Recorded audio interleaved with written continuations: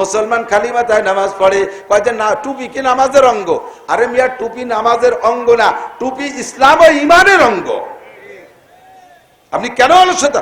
সব সুন্নত গুলো মুসলমানের অলসতার কারণে আর অমুসলমানদের ষড়যন্ত্রের কারণে বিলুপ্ত হয়ে যাচ্ছে। মুসলমান কি কয়? সুন্নত।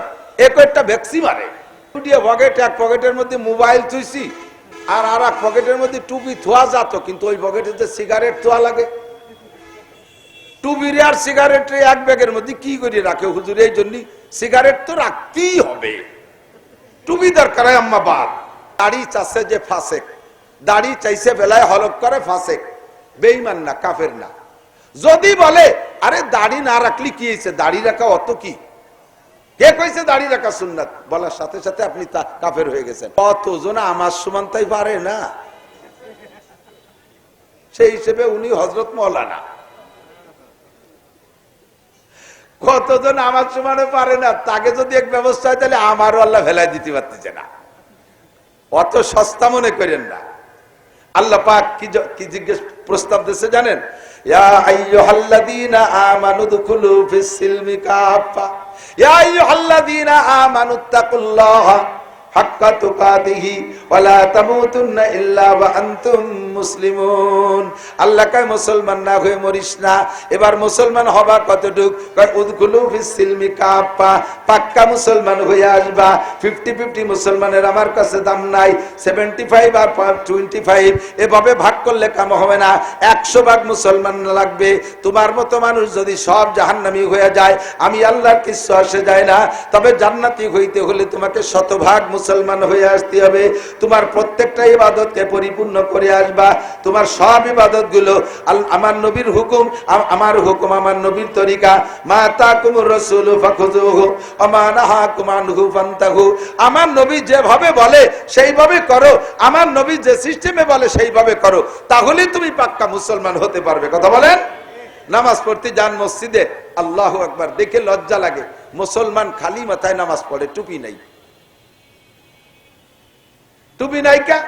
কয় যে টুপি পকেটে রাখা একটা ঝামেলা। কি ঝামেলা? কয় যে দুটিয়া পকেট, এক পকেটের মধ্যে মোবাইল থুইছি আর আর এক পকেটের মধ্যে টুপি থোয়া যেত, কিন্তু ওই পকেটে যে সিগারেট থোয়া লাগে, টুপির আর সিগারেট এক ব্যাগের মধ্যে কি করে রাখে হুজুর? এই জন্য সিগারেট তো রাখতেই হবে, টুপি দরকার হয় আম্মা বাদ। টুপি বাদ, সিগারেট ঢুকবে পকেটের মধ্যে, কি জবাব দেবেন?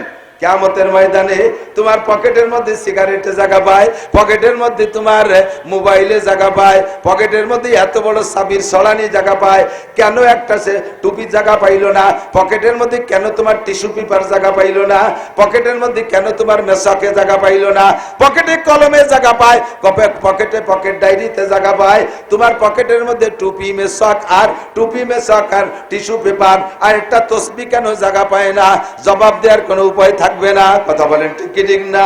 আল্লাহু আকবার। মুসলমান খালি মাথায় নামাজ পড়ে, কয় যে না টুপি কি নামাজের অঙ্গ? আরে মিয়া, টুপি নামাজের অঙ্গ না, টুপি ইসলাম ও ঈমানের অঙ্গ। আপনি কেন অলসতা? সব সুন্নত গুলো মুসলমানের অলসতার কারণে আর অমুসলমানদের ষড়যন্ত্রের কারণে বিলুপ্ত হয়ে যাচ্ছে। মুসলমান কি কয়? সুন্নত। এক একটা ভ্যাকসি মারে। এদিক তাকান, সুন্নতের আমল না করলে কাফের হবেন না। কথা আগে বোঝেন, সুন্নতের আমল না করলে কাফের হবেন না, ফাসেক হবেন। তবে সুন্নত একটা বেশকি মারলে ঈমান নষ্ট হয়ে যাবে। সুন্নত তার মানে ওনার কাছে কিছু মনে হয় না। সুন্নতকে ব্যঙ্গ করা, সুন্নতকে ক্রিটিসাইজ করা, সুন্নতকে খাটো করে জানা মানে বিশ্বনবী মুহাম্মদুর রাসূলুল্লাহ সাল্লাল্লাহু আলাইহি সাল্লামকে খাটো করে জানা। আর আমার নবীকে খাটো করে জানলে ওটা মুমিন না কাফের? একটু বলেন, মুমিন না কাফের? যে ফাসেক, দাড়ি চাচ্ছে যে ফাসেক, দাড়ি চাইছে বেলায় হলক করে ফাসেক, বেঈমান না, কাফের না। যদি বলে আরে দাড়ি না রাখলি কি হয়েছে, দাড়ি রাখা অত কি, কে কইছে দাড়ি রাখা সুন্নাত? বলার সাথে সাথে আপনি তা কাফের হয়ে গেছেন। কাফের হওয়া পর্যন্ত শেষ না। এদিক তাকান, এই কাফের প্রত্যেকটা কথার ব্যাখ্যা না দিলি ওই কথা ভালো করে ভিতরে ঢোকে না। এই জন্য বলি, আপনি সুন্নতকে ব্যঙ্গ করলেন, সুন্নত এই বলার সাথে সাথে আপনি কাফের হয়ে গেছেন। তাতে কত দূর গেছে জানেন? আপনার বউটা আবার এই আকীদায় বিশ্বাসী না, আপনার বউ আবার সুন্নতকে মহব্বত করার পক্ষে, আর আপনি সুন্নতকে ব্যঙ্গ করার পক্ষে, সুন্নতকে ব্যঙ্গ করে দিয়েছেন, স্ত্রী সুন্নতের পক্ষে, দুইজনের ভিতরে তালাক হয়ে গেছে, কারণ আপনি কাফের হয়ে গেছেন আর বউটা মুসলমান, আর মুসলমান আর কাফেরের ভিতরে বিয়ে থাকে না, অনায়াসে তালাক হয়ে গেছে, মুখে তালাক বলা লাগবে না। এবার কি হয়েছে? তালাক হয়ে গেল। এখন আপনি তো সেই তালাকের সিদ্ধান্তের পর আমল করতেছেন না, স্ত্রী নিয়ে ঘর করতেছেন, বাকি জীবনে যতবার মিলন করবেন অতবার আপনার আমলনামায় জিনার গুনাহ লেখা হবে, ওই স্ত্রীর আমলনামায় জিনার গুনাহ লেখা হবে, এই স্ত্রী আপনার জন্য হারাম হয়ে গেছে। আরবি ভাষা পড়তে লিখতে সবচেয়ে সহজ, ইংরেজি লেখে একটা পড়ে আর একটা। কতক্ষণ কি কোনটা দিয়ে কি বুঝবো তা বুঝতে পারতেছি না, আমার গোপালগঞ্জ দিয়েই বুঝই। ইংরেজিতে গোয়া পড়তি লিখতে হয় কি? গোপালগঞ্জ লিখতে গি কোনো অক্ষর আছে নাকি? ইংরেজিতে গোয়া কোনো অক্ষর আছে? লেখে জ পড়ে গ, ঠিক না? TION কি হবে? কে টন হবে, শন হবে কে? লেখলাম টপ, সব বলবো কে? CAEL কে সলকে কি হবে? MOTHER মতিয়ার কি হবে? মাদার। লেখে একটা ভরে আর একটা, এলা হারামজাদা ভাষা, হারামজাদার বাংলা কলাম না, হারামজাদা ভাষা। লেখে একটা ভরে আর একটা, ঠিক না? তা যদি সব জায়গায় একরকম হয় তা তো হয়। বার্গার লেখতি বার্গার, ওই যে খাবারের বার্গার আছে না, তাও জি দিয়ে লেখে, আবার বার্জার রং তাও জি দিয়ে লেখে, এ জায়গা জি গ হলো, ও জায়গা জি জ থাকলো, কে এরকম হবে কে? আরবিতে এই কুয়ারা নাই, সিন লেখবো তো সিন পড়বো, সদ লেখবো তো সদ পড়বো, দদ লেখবো তো দদ পড়বো, দাল লেখবো তো দাল পড়বো, কতক্ষণ ঠিক না? বাংলা লিখতে গেলেও দুনিয়ার ঝামেলা, কিন্তু আরবিতে কোনো ঝামেলা নাই। মাত্র 61 দিন মেহনত করলে, যত কম বেরেনির মানুষ হোক না কেন, যত কম বেরেনির মানুষ হোক না কেন, 61 দিন মেহনত করলে আল্লাহর কসম কোরআন শরীফ পড়া শিখতে পারবেই পারবে। মাত্র 61 দিন। আল্লাহ পাক রব্বুল আলামিন যদি আপনারে অ্যারেস্ট করে কি জবাব দেবেন? আইএ পাস করতে, ম্যাট্রিক পাস করতে 10 বছর, আইএ পাস করতে 20 বছর, 12 বছর, আরে বিএ পাস করতে 14 বছর, এমএ পাস করতে 16 বছর, তারপরে বিসিএস পাস করতে আরো 2 বছর, 18, 19, 20 বছর দুনিয়ার সার্টিফিকেট অর্জন করতে মেহনত করেছো, বস্তা বস্তা টাকা খরচ করছো, অথচ ওই সার্টিফিকেটের বয়স যত বাড়ে, এই এদিক থেকে দুনিয়ার সার্টিফিকেটের বয়স যত বাড়ে তার দাম তত কমে। কতক্ষণ? এক সময় ওর পাস পাইরও দাম থাকে না। আপনি বিসিএস পাস করিয়া এরপরে সরকারি চাকরি পাইছেন, 35 বছর চাকরি করার পরে আপনারা কি আর চাকরিতে রাখবে? 20-50 লাখ টাকা দিয়ে গটি কম্বল গুছাই দিয়ে বলবে কাকা এখন তবলিগি যাও, তবে খেয়াল রেখো ওই ইতাআতির দলে যাইও না। কতক্ষণ না তবলিগি যাও, তবে ইতাআতির দলে যাইও না। ওই ইতাআতির দলে গেলে সন্ত্রাস হিসেবে আপাতত জেলে যাওয়া। সাধারণ ধর্মপ্রাণ মুসলমানদের পালাই পড়লে পিটেনে পিঠে চামড়া থাকবে না। কতক্ষণ? সাবধান। তো 20-30 লাখ টাকা দিয়ে আপনার সার্টিফিকেট কয়েকখান দিয়ে বাড়ি পাঠাই দিচ্ছে, আর একদিনও চাকরিতে রাখবে না। অথচ আপনার সার্টিফিকেট 5 স্কলারশিপ, জেএসসিতে স্কলারশিপ, ম্যাট্রিকে গোল্ডেন এ প্লাস, আইএতে এ প্লাস, বিএতে এ প্লাস, মাস্টার, তারপরে ফার্স্ট ক্লাস পাস, সব জায়গায় ভালো দামি দামি সার্টিফিকেট বস্তা বইরে নিয়ে তাই দিয়ে আপনি 35 বছর হালাল হারাম যেভাবে পারছেন কামাই রে খাইছেন জম্মের খা। ফরিদপুর শহরের ভিতরে 5 তলা 7 তলা 10 তলা দালান দিচ্ছেন, 35 বছর পরে যার পরে ওই সার্টিফিকেট আর এক পাইরও দাম নাই। আপনি সবগুলো সার্টিফিকেট নিয়ে একটা লবণের দোকানে যে বলবেন বাবা এই দেখ দামি দামি সার্টিফিকেট, এই যে 35 বছর চাকরি ধুয়ে মুছে খাইছি, এ তোকে দিয়ে দিলাম, আমার আইশ্বর নুন দে, আইশ্বর বোঝেন তো, আধা কেজি লবণ দে, আমার আধা কেজি লবণ দে, সার্টিফিকেট তোরে সব দেবো, সব 5 ক্লাস পাস দেবে। বেটা টাকা থাকলেই ভালো, ও সার্টিফিকেট দিয়ে তোমরা কবে বেটা পানি খাওগে। জেনারেল সার্টিফিকেটের পিছনে লক্ষ লক্ষ টাকা খরচ করেছেন, তার বয়স যত বাড়ে তত দাম কমে, একসময় মোটেই থাকে না। আর কোরআনের সার্টিফিকেট অর্জন করেন, যত বয়স বাড়ে তত দাম বাড়ে, যত বয়স বাড়ে তত দাম বাড়ে। আমি আমার নিজেকে দিয়ে বলি, আমি যখন মাওলানা পাস করে আসছি যুবক মানুষ, তখন আপনারা কে চিনতেন আমাকে? কেউ চিনত না, আমার গ্রামেরও সবাই চিনত না। আমার যত বয়স বাড়তেছে তত আমার দাম বাড়তেছে, তত আমার পরিচিতি বাড়তেছে। এখন সারা বাংলাদেশটা বিশ্বের যে কোনো এয়ারপোর্টে নামলে, পৃথিবীর যে কোনো দেশে গেলে আল্লাহর রহমতে আমার বাঙালি 2-5 জন পাই, আমার আর কিছু কিনে খাওয়া লাগে না, সব জায়গায় সব হাদিয়া পাই। তাহলে এই কোরআনের সার্টিফিকেট যত বয়স বাড়ে তত দাম বাড়ে। আপনি তার পিছনে 61 দিন সময় দিতে পারবেন না? আল্লাহ পাক বলেন আমার স্বভাবই হলো আমি নেই কম দেই বেশি।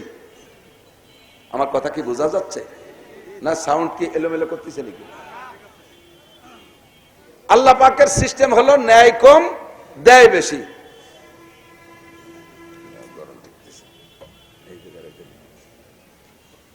আমি নেই কম দেই বেশি, হাজার হাজার প্রমাণ। আল্লাহ কয় আমি নেই কম দেই বেশি। তুমি মাঠে 1 কেজি পাটের বীজ বুনে দাও, আমি তোমারে 20 মণ পাট দেই। কতক্ষণ ঠিক না? আমারে 1 কেজি পাটের বীজ দাও, আমি 20 মণ পাট দেবো। আমারে 1 কেজি পেঁয়াজের বীজ দাও, আমি তোমারে 50 মণ পেঁয়াজ দেবো। আমারে 1 মণ ধান বুনে দাও, আমি তোমারে 100 মণ ধান দেবো। আমার মাটির নিচে 1 মণ ধান দিয়ে দাও, 100 মণ ধান দেবো। এরকম হয় কি হয় না? কথা বলেন। সব জায়গা যেদিকে তাকাবেন আল্লাহ কয় তোমারে আমি 1 কোটি টাকা দিছি। যারা কোটিপতি আছেন সে কি নিজে নিজে কোটিপতি হয়েছে না আল্লাহ বানাইছে? আল্লাহ টাকা দিয়েছে তাই কোটিপতি। আল্লাহ কয় তোমার আমি 1 কোটি টাকা দিয়েছি, 97.5 লক্ষ টাকা তুমি খাবা, 97.5 লক্ষ টাকা তুমি খাবা। ওর মধ্যে আমি হাত দেব না, ওর থেকে মাত্র 2.5 লক্ষ টাকা আমারে দিবা। তোমারে 40 কোটি টাকা দিয়েছি, 39 কোটি টাকা তুমি খাবা। আমারে দিবা মাত্র 1 কোটি। আমারে 1 কোটি দিবা তো তোমারে 39 কোটি টাকা দেব। আমাকে আমি তোমারে 40 লক্ষ টাকা দিয়েছি, আমারে দিবা 1 লাখ, তুমি খাবা 39 লাখ। যেদিকে তাকাবে এদিকে এমন করে প্রমাণ পাইবা আমি নেই কম দেই বেশি। তোমারে 70 বছর হায়াত দিয়েছি, 70 বছর হায়াত কে দেশে? একটু কন না কেন? হায়াত কে দেয়? আল্লাহ হায়াত দেয়। 70 বছর হায়াত দিয়েছি, গোটা 70 বছর তোমার কাজে লাগাবা। ওর থেকে মাত্র 120 দিন আমারে দিবা। কয় দিন? 120 দিন আমারে দিবা। 120 দিনই কয় মাস? 4 মাস। 4 মাস মানে কয় চিল্লা? 3 চিল্লা। কয় তোমারে দিছি 70 বছর, সবটা তোমার কাজে লাগাবা, আমারে দিবা মাত্র 4 মাস। 120 দিন। 120 দিন বেশি না 70 বছর বেশি? 70 বছরই বেশি, 120 দিন কম। আমি নেই কম দেই বেশি। তোমারে বছরে দিয়েছি 365 দিন। 365 দিনের 325 দিন তোমার কাজে লাগাবা। এই 325 দিনের মধ্যে আমি হাত দেব না। 325 দিন তোমার কাজে লাগাবা। বছরে মাত্র 40 দিন আমারে দিবা।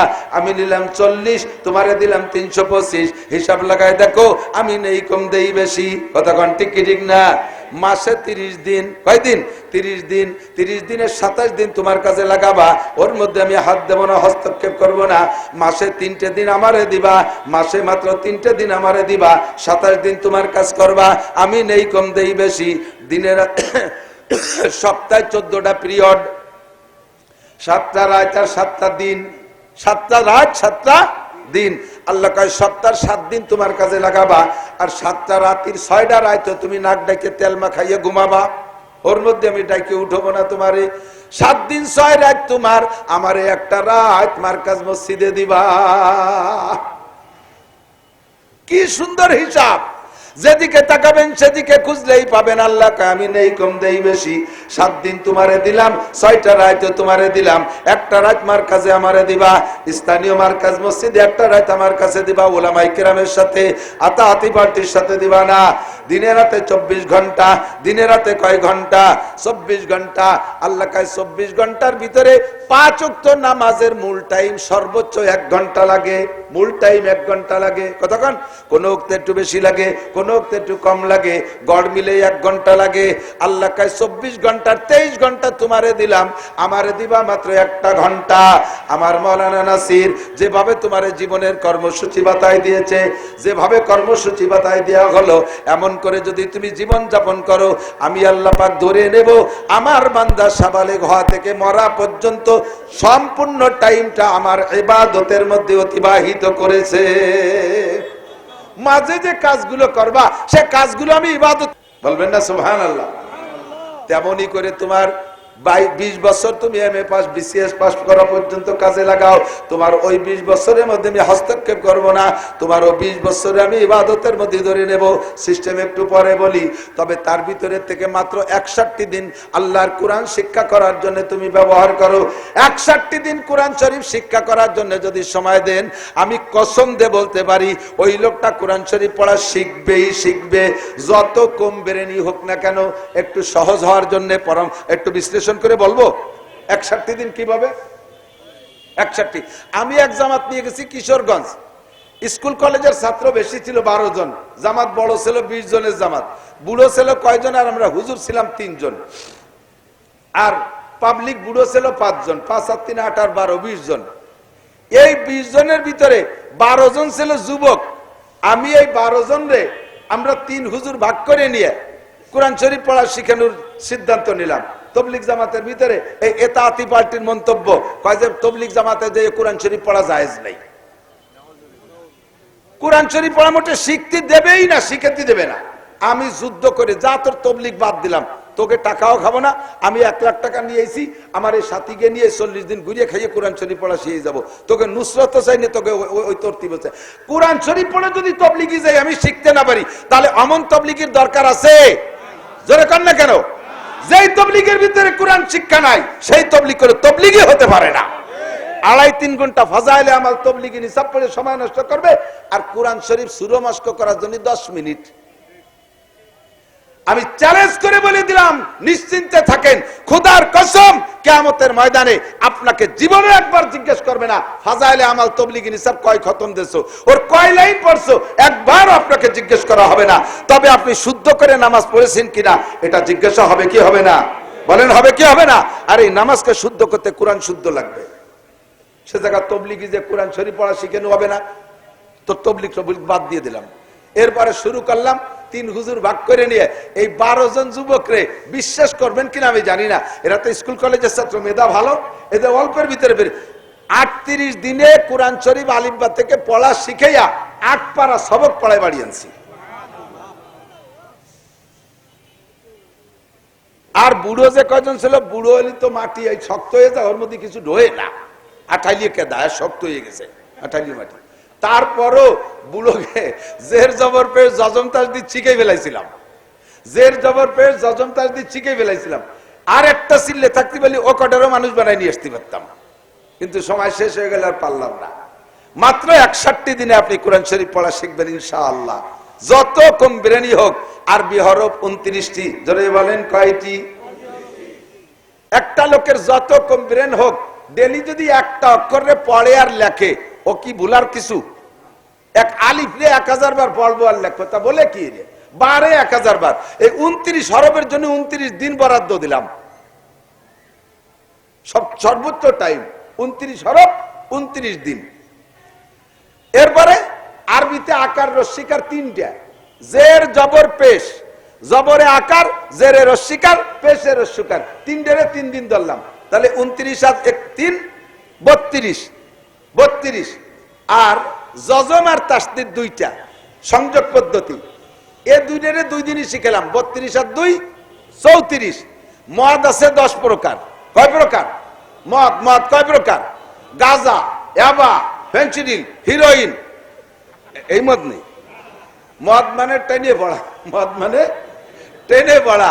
যেমন ওই যে একটু আগে দেখালাম, লারে না টানলি কি হয় আর টানলি কি হয়, বুঝেন নাই কথা? এই মদ 10 প্রকার, তবে 1 প্রকার পড়লেও হয়, তবুও 10 প্রকার রেখে দিলাম। 10 প্রকারে 10 দিন, 34 আর 10 44। আর মাখরাজ আছে 17টা। মাখরাজ কয়টা? 17টা। এই 17 মাখরাজ 17 দিন। 17 আর 44 কত হয়? 61 হয়। 17 আর 44 61। 61 দিন মেহনত করলে যদি কোরআন পড়া শিখতে না পারেন, আসবেন, আমি আমার পরিশ্রম দিয়ে আপনাকে আবার করে পড়াই দেবো ইনশাআল্লাহ। আমি উস্তাদ হয়ে পড়াবো ইনশাআল্লাহ। আল্লাহ পাক যদি জিজ্ঞেস করে, বান্দা নামাজ কিরাত গলতের কারণে তোমার নামাজ নষ্ট করে আসছো, মাত্র 61 দিন সময় দিতে পারলে না? ব্যবসার জন্য সময় দিলে, জেনারেল পড়ার জন্য সময় দিলে, চাকরিতে সময় দিলে, খেত খামারের সময় দিলে, দুনিয়ার সব কাজের জন্য সময় দিতে পারলা, আল্লাহর কোরআন শিখার দেওয়ার জন্য কেন 61 দিন সময় দিতে পারলে না? জবাব দেওয়ার কোনো উপায় থাকবে না। কথা বলেন ঠিক কি ঠিক না? আল্লাহর ভয় যদি অন্তরে থাকে তাহলে আপনার এটা সম্ভব। আর আল্লাহর ভয় যদি অন্তরে, এদিক তাকান, মানুষে এই কোরআন এত সুন্দর বলার পরও কেন সেখানে জানেন কয় যে কতজন আমার সমান তাই পারে না, সেই হিসেবে উনি হযরত মৌলানা। কতজন আমার সমানে পারে না, তাকে যদি এক ব্যবস্থা হয় তাহলে আমারও আল্লাহ ফেলাই দিতে পারতেছে না। অত সস্তা মনে করেন না। আল্লাহ পাক কি জিজ্ঞেস প্রস্তাব দিয়েছে জানেন?